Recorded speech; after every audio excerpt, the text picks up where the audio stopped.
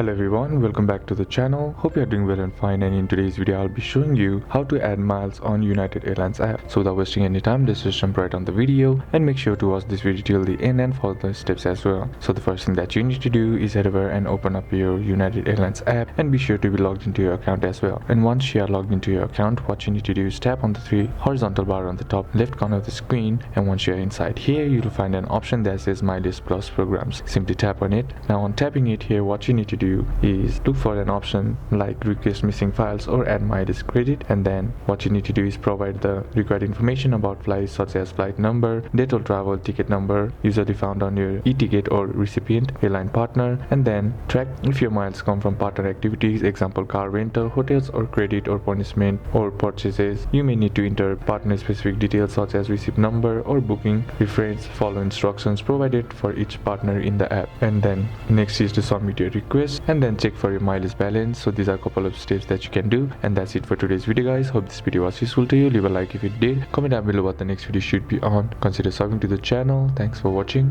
Bye bye.